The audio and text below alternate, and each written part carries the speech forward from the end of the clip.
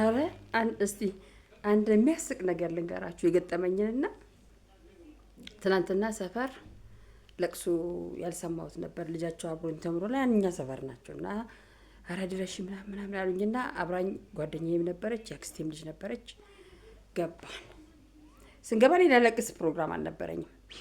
ከዛ ልክ ስገባ ልጁ የሴትዮዋ ልጅ አብሮኝ ስለተማረ ብድጋለና ተስቁጡ ሳር ይሄደናለች እንዴልሽ ምናምን ሲበረታችሁ እግዚአብሔር ነብሳችሁን ይማረው ምናምን ብየው ገባን ማለት ነው። ስንገባ እህቷ አፈጠጠችብኝ። ለቅሶ እንዳልደረስኩኝ ስለገባት ይሆን አይደል ነው ብቻ ስታፈጥብኝ ጊዜ ሽፊቴን ሸፍኝ እና እግዚአብሔር ይማረውና ብዬ ወዲያው ቀጠል አደረኩኝ። ከዛ ወይዘሮ ሄለንና አብራኝ ልጅ ጓደኛዬ ፊታቸውን ሸፍነው ከዚህ ነው እኔ ትንሽ ነው የሚበቃኝ ካካካካካ በውስጥ በነጠላ ውስጥ የምናለቅስ መስሏታል ልጅቷ። ከዛ ጨረስን፣ ውሃ መጣልን።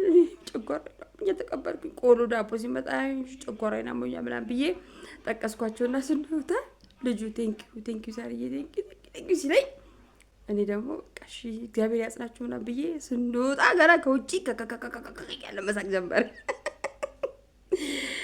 ወይ መድኃኒዓለም ከዛስ እንትን ስንል መቆም አቃተኝ። በጣም ስለሳቀን እኔ በጣም ዝናስኪ ይመጣልና አረ ወይኔ ብዬ እንደ ወደ ቤት እንመለስ፣ እኛ ቤት ማለት ነው እንመለስ ስላት አይ ነይ ሳርዬ ነይ እዚህ ጋር ብሎ ባለሱቅ አለ ይዘፈልሽ ከዚህ በኋላ የቀበሌ ሽንት ቤት አለ ሳኪቢ ክፍት ነው ሲለኝ አረ እኔ እዛማ አልገባም አልኳትኝና ከሱቁ ጀርባ መተላለፊያ መንገድ ላይ ቁጭ ብዬ ሄደን እዚህ ጋር መሲም አንቺ እዚህ ጋር ቁሙ ሊንከልሉ